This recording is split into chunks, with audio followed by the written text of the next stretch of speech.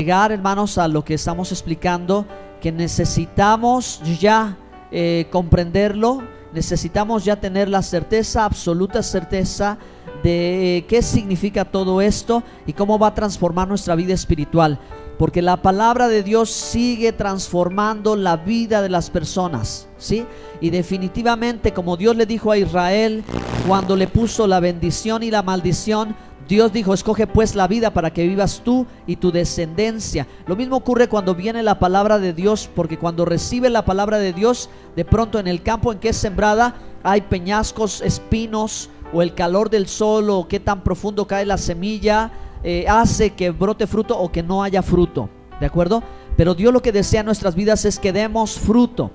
Y Dios quiere hacernos fructíferos, y Dios quiere que avancemos. Y Dios quiere que avancemos ¿en base a qué? En base a nuestra comprensión de su palabra, que nosotros mismos podamos comprender que somos personas que venimos de un trasfondo cultural que no fue el trasfondo bíblico, y que no fue en la manera en que debía de crecer los cedros del Líbano, en la manera en que debían de crecer el pueblo de Dios. Estamos en un contexto diferente. Así que nosotros los mexicanos, ¿verdad?, somos muy dados a las tradiciones. Hay tradiciones que son muy bonitas, hay tradiciones que son muy respetables, porque las tradiciones contienen valores dentro de ellas, ¿verdad? Las tradiciones contienen mensajes, enseñanzas o reflexiones sobre la vida.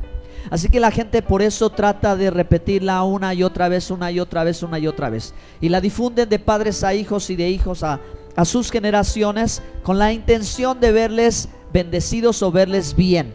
Sin embargo, hay tradiciones en la cultura secular o en la cultura popular que no son buenas. Hay tradiciones que son contrarias a la Biblia, y hay tradiciones, hermanos, que son dañinas y perjudiciales. Entonces, la cultura mexicana tiene estos dos elementos, tiene esta combinación de elementos, y tiene sus ideas, de las cuales no necesariamente todas ellas son agradables delante de Dios. ¿Cuál es nuestro desafío? ¿Cuál es nuestro llamado? ¿Cuál es el reto de parte de Dios para nosotros? El que seamos capaces, como lo hizo Abraham, como lo hizo Isaac y como lo hizo Jacob.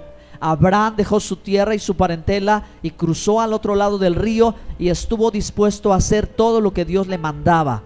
Amén.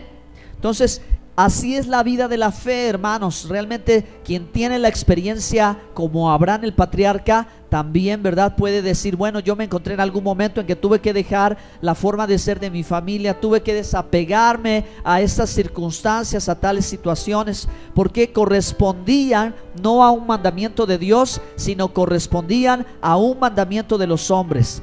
Y entonces nos ocurrirá como a Pedro le ocurrió: es menester obedecer a Dios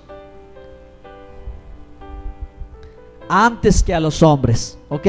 Y aunque esos hombres a veces pueden representar, ¿verdad?, la familia, o pueden representar algunas otras personas muy amadas o muy respetables o muy apegadas a ellas. Esta es la enseñanza que a mí me ha cambiado también la vida. El poder llegar a comprender que los mandamientos de Dios están por encima de las tradiciones. Entonces, en el mundo popular el día de hoy, hermanos, la gente practica una costumbre, una tradición, que es la tradición de la Cuaresma. Entonces, la gente que está sumergida en la tradición y que desconoce el mandamiento, lo siente como esa tradición, como si fuera una instrucción dada por Dios, ¿sí? Como si fuese un mandamiento dado por Dios, y que esto debe de ser realizado así, porque si no es realizado así, entonces le falla a Dios. Y entonces la gente, ¿verdad?, dice: perdón, Señor, por esto que voy a hacer, cuando en la palabra de Dios no está escrito como un mandamiento. ¿Me explico? Yo creo que sí me explico claramente, ¿verdad? Entonces, fíjense, hermanos, cómo la historia, y esto ustedes lo pueden averiguar simplemente en cualquier lugar, cómo lo que ha acontecido en la religión popular ha afectado demasiado a la vida de los cristianos.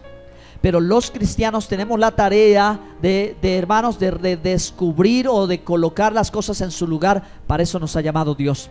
Para eso Dios ha levantado esta iglesia. Quizá Dios no ha querido levantar esta iglesia como una iglesia de demasiada audiencia, o quizás todavía no. Pero lo que sí ha querido Dios hacer a través de esta iglesia es de restaurar. Lo que Dios ha querido hacer en esta iglesia es de reafirmar la verdad de la palabra de Dios, porque es lo único que tenemos verdaderamente valioso. Hermanos, lo único que tenemos y que Dios nos ha dado es eso. Es esta revelación, es esta claridad, es esta comprensión, es la posibilidad, hermanos, de entregarle, de recibir y entregar a otros lo que quizás no han podido escuchar, porque han quedado sumergidos en la tradición, como en los tiempos bíblicos. Quiero que lean Mateo capítulo 15, verso 3 y Marcos 7, verso 9, y vamos a comenzar aquí, ¿ok?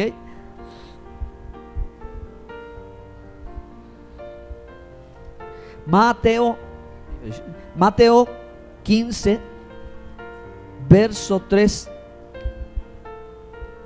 Los tiempos de Jesús no son muy distintos a los tiempos de hoy. ¿Por qué? Porque las personas hemos hecho lo mismo que hacían en la época de Jesús. Muchos han hecho lo mismo que el día de hoy. El verso 3, pero para contextualizar, vamos del verso 1. Mateo 15, 1. Entonces se acercaron a Jesús ciertos escribas y fariseos de Jerusalén. Quiero hacer una nota aclaratoria para muchos hermanos que han creído que el fariseísmo o los saduceos han sido como lo peor de la época del Mesías. Pues te quiero decir algo, hermano, que hemos comprado mucho la idea que decir fariseo es decir legalista, hipócrita, religioso. Pero ¿sabes una cosa? De entre el pueblo de Israel y dentro de los grupos o sectores que formaban la vida de la fe judía, los más excelentes eran los fariseos y los escribas. Los fariseos y los saduceos, los más preparados eran los fariseos. De hecho, hermanos, los que se distinguían por mucho en distancia a los diferentes denominaciones judías o grupos de aquel entonces eran los fariseos. O sea, si había alguien respetable y con autoridad en el sector religioso en Israel, era el grupo de los fariseos. Sin embargo, a pesar de ser un grupo entendido en la palabra y como que quería el más celoso, ¿verdad? Como Pablo dice, ¿verdad? Fariseo de fariseos, celoso de la Torá. O sea, celoso de la ley, apegado a la ley, a pesar de su apego y de su distinción entre otros grupos que estaban definitivamente ya muy despegados de la palabra de Dios. Ellos, a pesar de eso, Jesús dice, ellos son hipócritas, han hecho algo que ha estado mal. Y eso es lo que vamos a hablar el día de hoy. Y eso es lo que yo quiero que tú retengas en tu pensamiento, que tú lo indagues, lo examines y finalmente llegues a la conclusión que debas de llegar. ¿Por qué Jesús habló con ellos y por qué invertía tanto tiempo con ellos como con otros grupos? Esta es la razón, hermanos, por la que estamos explicando. Porque si de alguna manera la enseñanza del maestro tenía algún eco con otro grupo entre los rabinos, era con los fariseos. Si algo había en similitud entre su enseñanza y la enseñanza de muchos grupos, era con los fariseos. Por eso su inversión de tiempo y su debate con ellos, hermanos, porque ellos van allí, a muchos de ellos les dijo, no estás lejos del reino. O sea, ahí van encaminados. Sin embargo, no podían mirar a su Señor, a su maestro, y por lo cual el velo que cubría sus ojos les impedía entender. ¿Por qué? Porque ya habían por cuatro siglos habían formulado tradiciones de hombres. A las tradiciones de hombres Jesús les llama enseñanzas de hombres. Y las enseñanzas de hombres realmente son lo que hoy se llaman los dogmas. Pero vamos a ver qué dice la Escritura. Verso 2. Dice, los escribas y fariseos decían, ¿por qué tus discípulos quebrantan la tradición de los ancianos? Dice, porque no se lavan las manos cuando comen pan. Hermanos, en la Biblia existen las leyes dietéticas, las leyes morales, existen las leyes civiles, existen las leyes para hacer negocios, pero también existen las leyes de higiene. De los pueblos de la época de Moisés, en comparación con Israel, de los pueblos más saludables, sobre todo estaba Israel, ¿sí? Porque de los mandamientos de Dios ya les había establecido Dios un cierto orden, y aún para el uso de la letrina ya estaba una instrucción. Cuando los pueblos no tenían estas reglas de higiene, Israel ya tenía por la palabra de Dios las reglas de la higiene. ¿Me explico? No necesito dar más detalles, ¿no? Ya ellos sabían ciertas cosas que dice la Escritura, pero la Biblia no decía que tenían que realizar un ritual de lavamiento de manos antes de comer. Eso no decía la Escritura. Eso viene como un dogma, eso viene como una conclusión, eso viene como una secuela de los ritos de purificación de los sacerdotes, ¿okay? De los levitas. En el tabernáculo había ciertas cosas que ellos hacían, así que de pronto, ¿verdad?, cuando se destruye el segundo templo, se trata de preservar de alguna manera esta práctica y se difunde y se hace tan común y se hace tan aceptable que los ancianos ya lo tenían como un mandamiento. Y el problema era cuando igualaban la palabra del rabino con la palabra escrita, como iguales. Así que entonces la gente, al escuchar, decía: tan veraz es la Escritura, como tan verdadera y del mismo peso es lo que está diciendo el rabino. Así que esto sucedía en el tiempo del Mesías. ¿Será que sigue sucediendo hoy? Bueno, entonces esta práctica se llama Netilat Yadayim, que es una oración y es rociar agua en tus manos. No es tanto que uses jabón. El asunto de este texto no está en la higiene, hermanos. El asunto de este texto está en lo que está ordenado y lo que no está ordenado. Entonces, para ellos, tomar el alimento, lo correcto y lo ordenado, lo que mantiene puro el alimento, es hacer el ritual. ¿De acuerdo? Entonces Jesús dice, de la Escritura no está, ni hay mandamiento escrito que Dios establezca que debas de hacerlo. Así que los discípulos, entendidos por su maestro, ellos no lo hacían. Y si lo llegaban a hacer o lo hubieran hecho, no lo hacían en el sentido en que ellos pensaban. O sea, no era como una obligación, no era un asunto de obligatoriedad. Ese es el punto, queridos hermanos, cuando a nosotros mismos, por falta de conocimiento, nos autoimponemos ciertas cosas como obligatoriedad. Pero ¿cómo podremos nosotros llegar a saber lo que es obligatorio delante de Dios? Porque Dios lo manda en la palabra. Amén. En la palabra. Entonces la Biblia dice, verso 3, respondiendo él les dijo: ¿por qué también vosotros quebrantáis el mandamiento de Dios por vuestra tradición? Yeshua, el Mesías, el Señor, le está hablando a los escribas y fariseos, que son los más conocedores del texto de la Torá, o sea, de la Biblia del Antiguo Testamento, ¿sí?, de lo que hay escrito como palabra de Dios. Y les dice: ¿por qué quebrantáis? Ahora el punto es, ¿qué es quebrantar? Quebrantar equivale o significa abolir, quitar, reemplazar, hacer inútil, invalidar. Jesús les está diciendo: ¿por qué están haciendo esto? Porque están invalidando el mandamiento de Dios por vuestra tradición. Entonces, hermanos, aquí lo podemos ver como el Señor hace el cuestionamiento, hace la pregunta, y nosotros ya podemos tener la respuesta, ¿verdad? Ya podemos saber, el mandamiento de Dios no es una tradición. No se puede pensar como una tradición. Es que fulano me dijo que yo tenía que hacer esto. Es que sutano me dijo, bueno, es que el pastor me dijo, es que el predicador me dijo que esto había que hacerlo así. Ok, pero ¿viene de un mandamiento o viene de una tradición? Mientras nosotros no tengamos la capacidad de discernir entre lo uno y lo otro, puede ser que nuestra vida espiritual no está dando el fruto que Dios espera, porque no está caminando en el mandamiento. No hemos visto la bendición, la abundancia, la prosperidad, no hemos visto el éxito, porque quizás nosotros nos estamos basando en el dogma, en la tradición, en el concepto del hombre y no en el mandamiento de Dios. Cuando tú cumples el mandamiento de Dios, la bendición de Dios te va a acompañar. Cuando tú no cumples el mandamiento de Dios, pero supones que ciertas cosas que haces son mandamiento de Dios, ahí no va a haber fruto, ahí no va a haber recompensa, ahí Dios no se compromete, porque no es su palabra. ¿Qué le pasa a este grupo? Le pasa lo mismo, que le han dado mayor importancia a lo que ellos mismos han llegado como una conclusión, que lo que está escrito en la palabra de Dios. Ese fue, hermanos, el gran error por lo cual los escribas y fariseos decidieron aferrarse más a su tradición que al mandamiento de Dios. ¿Vamos aquí?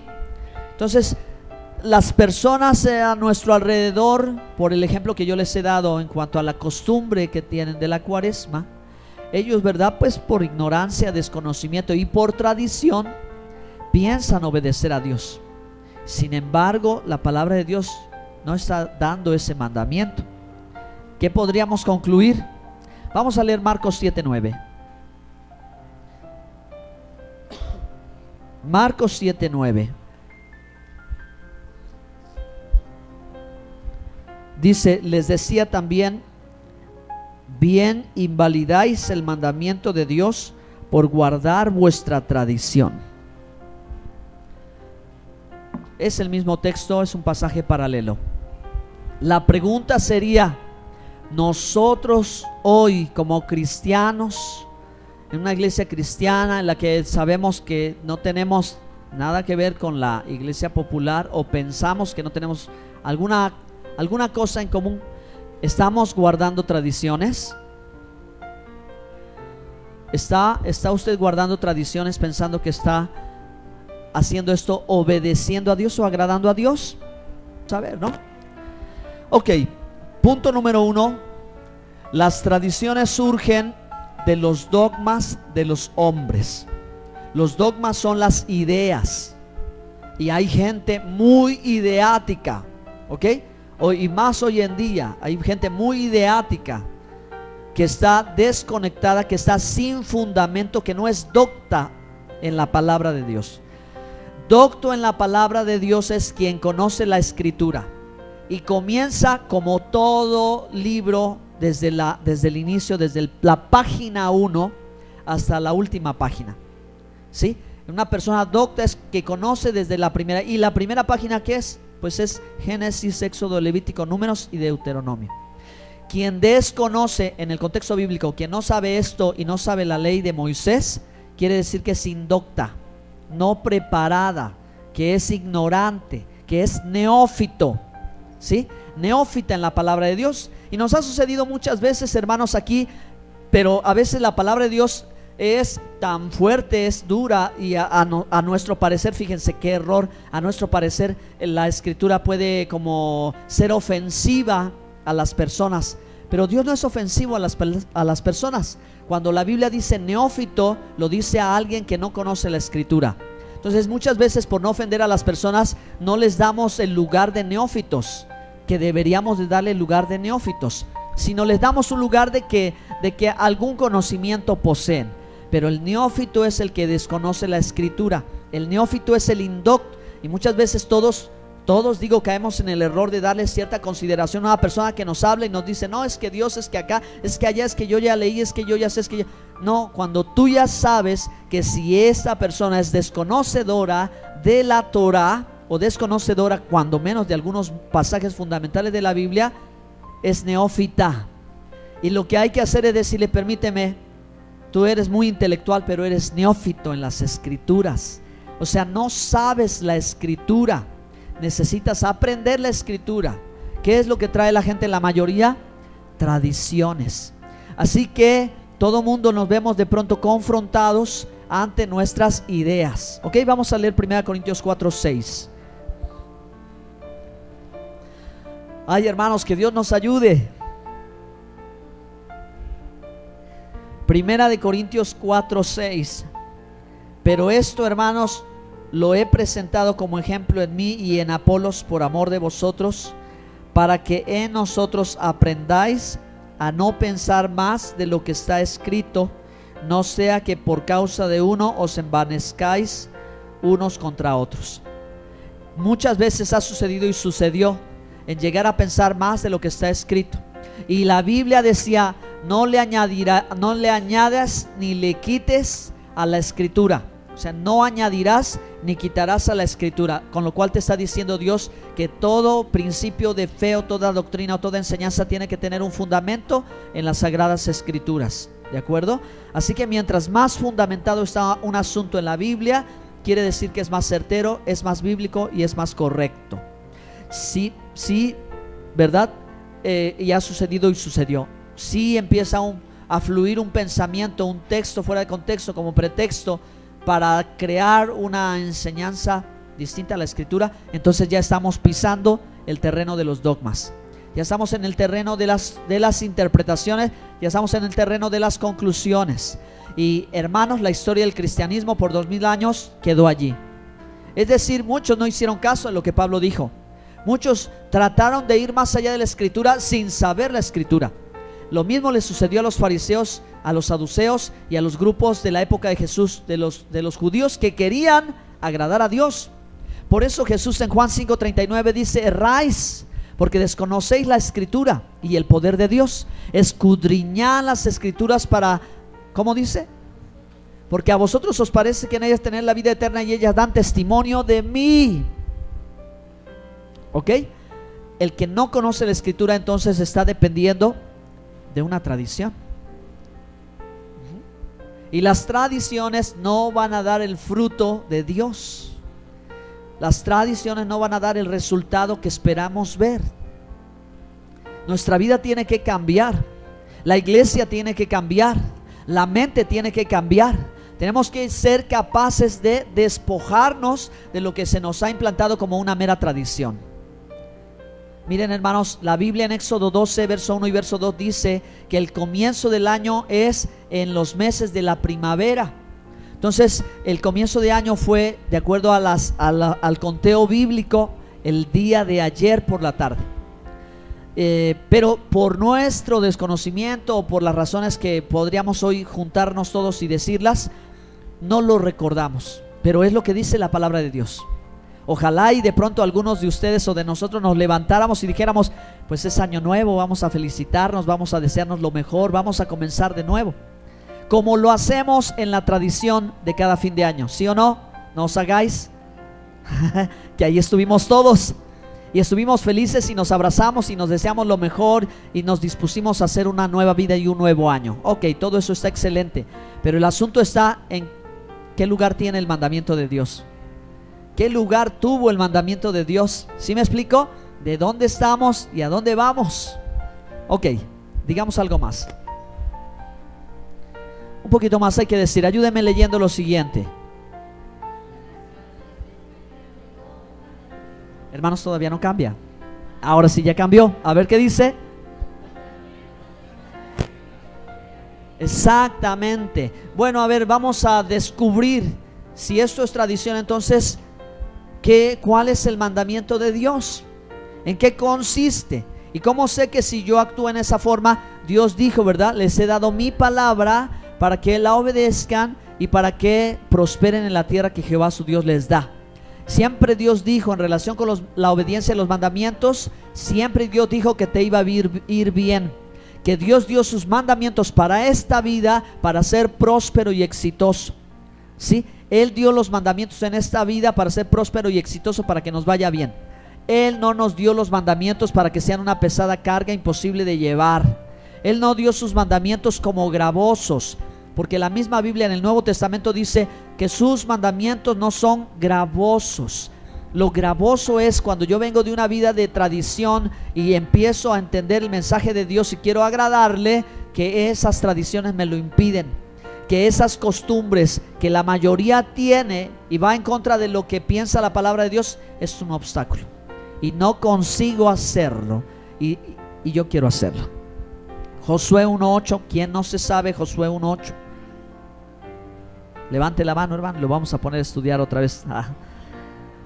Josué 1:8, la Biblia dice: mira que te mando que te esfuerces. ¿Verdad? No es cierto. Dice: nunca se apartará de tu boca este libro de la ley. Y ahí es Torah.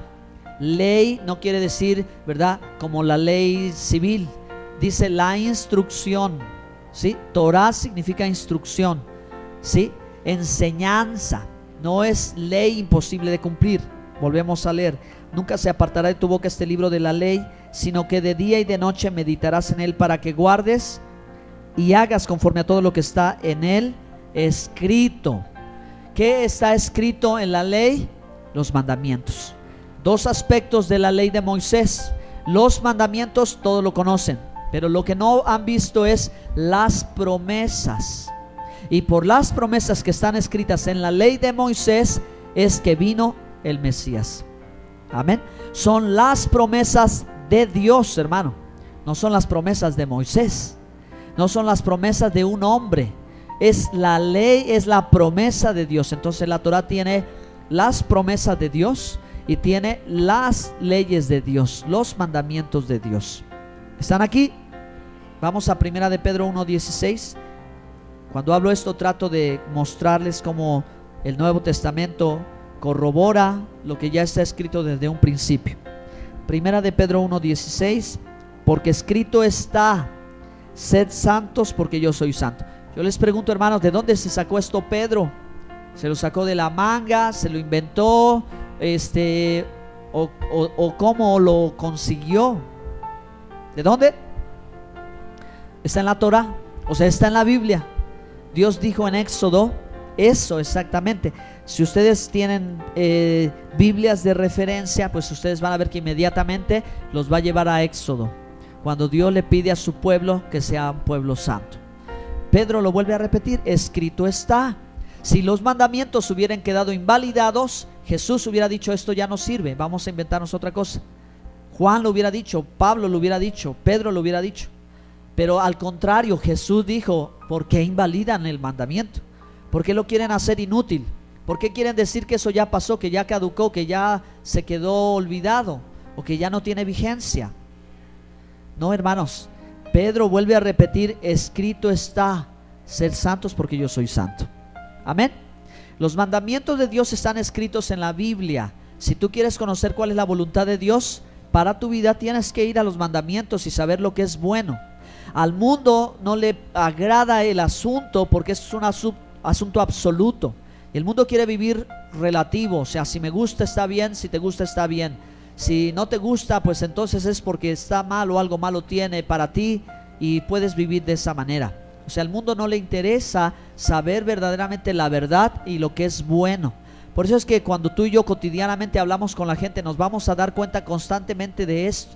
Y es muy triste encontrar a la gente sumergida en la tradición, sumergida en la idolatría, pensando que están obedeciendo a Dios cuando desconocen sus mandamientos. Y la Biblia dice: no adorarás ídolos. Entonces la gente crea un ídolo y piensa que es un vínculo con Dios. Pero hermanos, solamente hay un camino: Jesucristo de Nazaret. Amén. Entonces, por eso es que el Señor mismo dijo: si me amáis, guardad mis mandamientos. Y Él constantemente en Mateo 28, 19 y 20 dijo, ¿verdad? Les doy autoridad para que bauticen, pero que le enseñen a la gente a guardar mis mandamientos. ¿Okay? O sea, guardar los mandamientos no quiere decir encerrarlos en un cajón. Quiere decir guárdalos dentro de tu corazón para que los obedezcas, para que te vaya bien. ¿Amén o no amén? Muy bien. Entonces vamos a un punto final en esta tarde. Algo más que agregar aquí, y este es el punto de conexión, en lo cual, ¿verdad?, considero y espero, hermanos, que todos y cada uno de ustedes estén plenamente convencidos, en certidumbre de fe, de lo que vamos a hacer en los próximos días. ¿Qué vamos a hacer en los próximos días? Vamos a obedecer a Dios. ¿Cómo vamos a obedecer a Dios? Vamos a obedecer a Dios en base a sus mandamientos. ¿Cuáles son los mandamientos de Dios? Los mandamientos de Dios no solo son los 10 mandamientos. Y déjeme hacer un paréntesis y aclarar lo que sucedió hace tiempo, cuando hubo quien tergiversó los mandamientos. Porque los 10 mandamientos, hermanos, deberían de preservarse como estuvo desde la primera traducción de la Escritura. La primera traducción que se hizo del hebreo arameo al idioma griego fue la Septuaginta. Y esa fue una traducción hecha por los 70 rabinos más 2, que ellos, obligados, hermanos, por el emperador griego, y encerraron a los rabinos para que ellos tradujeran la Escritura. Sin embargo, pasado un poquito más de tiempo, hermanos, en una traducción un mandamiento se cambió. ¿Ustedes saben cuál fue? ¿Ustedes saben cuál de los 10 mandamientos fue el que se tergiversó? Exactamente, el mandamiento del Shabbat. Cuando la Biblia ha dicho en la mayoría de las versiones: guardarás el día de reposo, la religión popular, ¿qué hizo? Lo borró y lo cambió y dijo: santificarás las fiestas. Entonces esta costumbre católica antiquísima se hizo para el Halloween, porque en la antigüedad la cultura celta adoraba y hacía todos estos festejos a los demonios. Entonces, en base a la calidad que decían los curas o los sacerdotes tener por encima de lo que decía la palabra, porque sigue siendo un dogma de la Iglesia Católica, que la Iglesia Católica está por encima de la Escritura, porque ellos tienen toda la autoridad. Así que por eso le cambiamos y le vamos a poner así, y a esa fiesta pagana la vamos a santificar, y ahora la vamos a hacer Halloween, que quiere decir fiesta, celebración santa. Viene de holy, de santo en inglés. ¿Ah? ¿Sí o no? ¿O me lo inventé yo? Búsquenlo y averigüenlo, y se darán cuenta que esta torcedura del mandamiento produjo gravísimos problemas, muchos problemas, de tal manera entonces que cada celebración pagana se santificaba. Y hasta la fecha todavía hay pueblillos y lugares aquí en México donde tienen que invitar al cura para que el cura esté presente, y entonces la fiesta que hagan la santifique con su presencia y echándole el agua bendita y etcétera, etcétera, etcétera. ¿Verdad que sí? Y entonces ya para la gente como que el asunto quedó arreglado. Tráiganse las cervezas y tráiganse y tráiganse la música. Ya está santificada la fiesta. ¿Sí o no? Bueno, no tengan miedo, hermanos, de decir la verdad. Es que esa es la verdad. La tradición que invalida el mandamiento. Pero verdaderamente, hermano, en el cuarto mandamiento está: guardarás el día Shabbat, el día de reposo, dice la Biblia desde el texto hebreo. Y yo tengo una Biblia hebrea, una Torah hebrea, ¿sí? Traducida por los judíos al español, donde dice guardarás el Shabbat. Las fiestas bíblicas no son tradiciones judías, sino mandamientos de Dios. Alguien, ¿verdad?, en la ignorancia y en el afán de tratar de establecer una cosa diferente a la que Dios mandó, creó la idea y la difundió hasta el día de hoy. Hasta el día de hoy todavía entre los cristianos y los hermanos está la idea de que celebrar la Pascua, bueno, dicho, ¿verdad?, no sé en qué forma, es una tradición o una costumbre judía. O el Shabbat. El Shabbat no es una costumbre judía, mis hermanos amados. Jesús observó y guardó el Shabbat. Los discípulos observaron y guardaron el Shabbat. La iglesia del primer siglo observó y guardó el Shabbat. En la iglesia del segundo siglo comenzaron los problemas con los gentiles de las gentes no judías, con la intención de preservar a lo mejor un poco de lo que había, y empezaron los cambios. Y muchos escatólogos hoy, muchos teólogos hoy, cuando leen Daniel, dicen que en los postreros tiempos ya se había profetizado que vendría la bestia y cambiaría los tiempos. ¿Han leído ese verso? ¿Lo han escuchado en un estudio? ¿Saben, verdad, que decía cambiará los tiempos y la ley? ¿Sí o no? Hay un pasaje en la Biblia que dice que vendría a cambiar las cosas. Entonces nosotros que vemos lo que sucedió en la historia, que se cambió, ¿verdad?, que se cambiaron ciertas cosas, ahí está clarísimo. Y nosotros decimos: ¿ya ves cómo sí lo cambió? Sí lo cambió, sí hizo el cambio, porque esto era antes y ahora ya es así. Pero entonces nosotros no queremos regresar a lo correcto. O sea, el cristiano y la gente que sabe que la bestia hizo el cambio, en lugar de decir: bueno, pues ya vimos que esto se cambió y estuvo mal, ahora hagamos lo correcto. ¿Quién se pone a pensar eso? No, simplemente ya lo cambió, pues vámonos así como lo cambió. Pero no, hermanos amados, el Espíritu de Dios está trayendo luz. Vamos a Éxodo 23:14.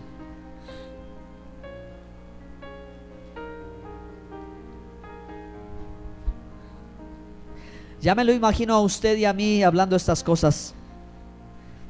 Oh, Dios. Pero ¿sabe qué es de lo más lindo? Jesús lo hacía. Jesús invertía tiempo y discutía con los fariseos, pero no con ellos porque estuviera peleado con ellos o enojado con ellos. Estaban hablando de la Escritura, estaban buscándole el mejor sentido de la Escritura, y Jesús tenía y tiene el mejor sentido de interpretación del texto. Éxodo 23:14 dice: 3 veces al año me celebraréis fiesta. Ese es un mandamiento, no es una tradición judía, ¿ok? Es un mandamiento celebrarle fiesta. Ahora nuestra pregunta es: Señor, ¿cuál es la fiesta que quieres que te celebramos? ¿La de la Candelaria? ¿O cuál otra? Ya no tengo más que esa, la más popular. ¿Cuál? Sin que ninguno se ofenda. Pero es lo que les digo, o sea, la palabra de Dios luego es tan confrontativa, tan clara, porque Dios no quiere que andemos divagando en errores.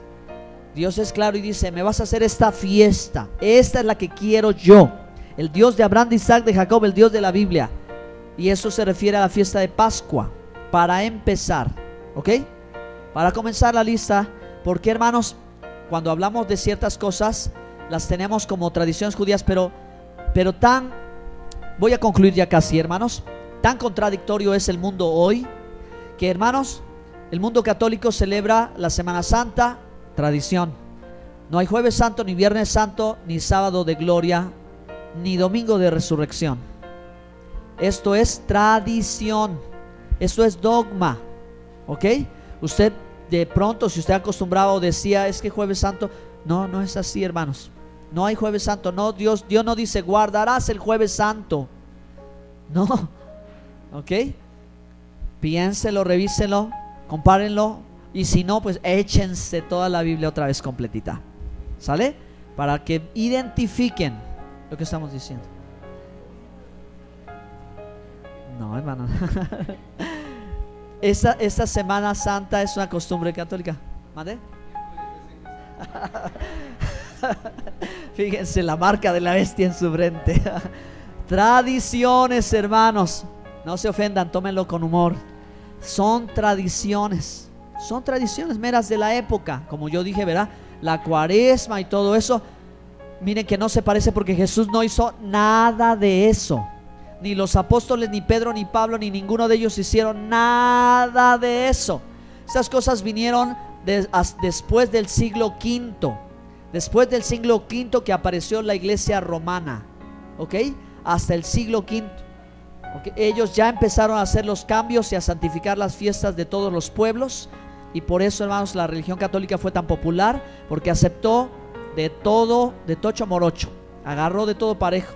El problema no es ese, el problema es que nosotros sigamos pensando que eso es obediencia a Dios, o que ese tipo de cosas son fiestas de las que habla la Biblia. No, la Biblia habla de la fiesta de Pascua, que fíjense lo curioso, el católico todavía hace o piensa o recuerda la Pascua, pero no sabe cómo es Pesaj, no conecta sus pensamientos con Moisés, porque dice: Moisés ya quedó atrás.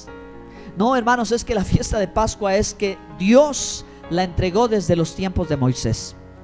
¿Qué vamos a hacer los próximos días? Vamos a prepararnos para celebrar el mandamiento de Dios. Dios dice: me haréis fiesta, y comienza en Pesaj, Pascua, la celebración de la noche, como lo hizo Jesús. Eso sí lo hizo, como lo hizo Pedro, lo hizo Pablo, lo hizo todos los discípulos, lo hizo la iglesia del primer siglo.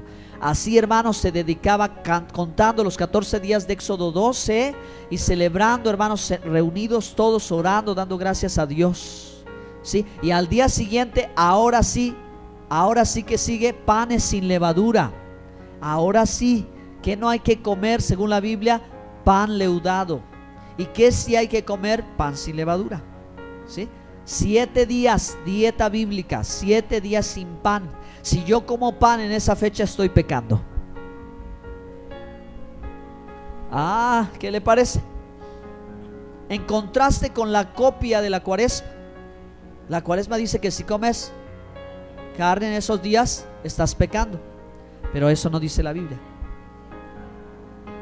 Bueno, ya está autorizado. Bueno, ok, se salvaron. Pero hermanos, sí, es más, claro, el mandamiento consiste en 7 días no comas pan leudado, y come pan sin levadura, que es la masa preparada, ¿verdad?, en esa característica según la Biblia. Y si alguno quisiera aprender, pues la hermana Diana les va a enseñar cómo hacer el matzá o el pan sin levadura. Pero ese sí es mandamiento. O sea, ese sí es el mandamiento. A ese sí hay que hacerle caso. Eso sí hay que hacerlo. Lo otro es tradición.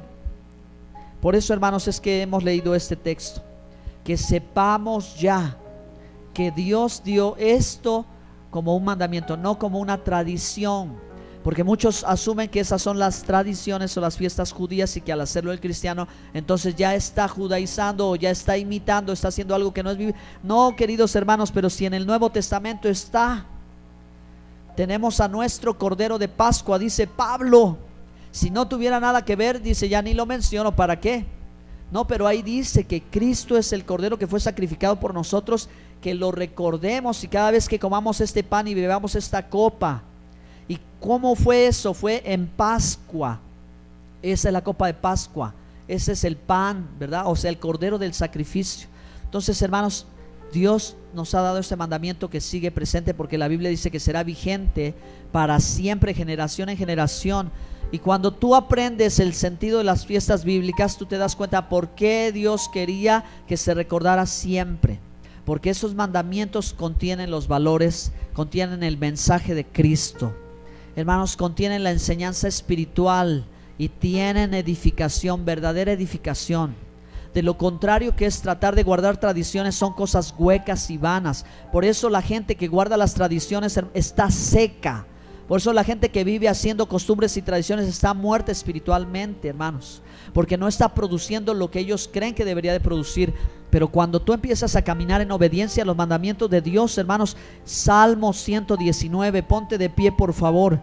Vamos a darle lectura un poquito nada más.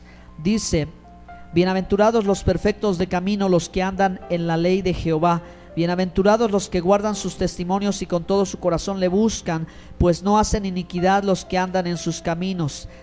Tú encargaste que sean muy guardados tus mandamientos. Ojalá fuesen ordenados mis caminos para guardar tus estatutos.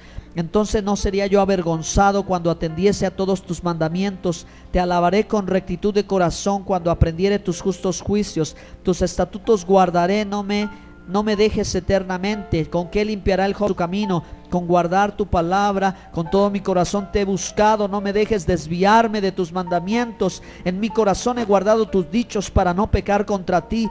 Bendito tú, oh Jehová, enséñame tus estatutos. Con mis labios he contado todos los juicios de tu boca. Me he gozado en el camino de tus testimonios más que toda la riqueza. En tus mandamientos meditaré, consideraré tus caminos. Me regocijaré en tus estatutos y no me olvidaré de tus palabras. Haz bien a tu siervo que viva y guarde tu palabra. Abre mis ojos y miraré las maravillas de tu ley. Forastero soy en la tierra, no encubras de mí tus mandamientos. Quebrantará esta mi alma tu desear tus juicios en todo tiempo. Reprendiste a los soberbios, los malditos, que se desvían de tus mandamientos. Aparta de mí el oprobio y el menosprecio, porque tus testimonios he guardado. Príncipes también se sentaron y hablaron contra mí, mas tu siervo meditaba en tus estatutos, porque tus testimonios son mis delicias y mis consejeros.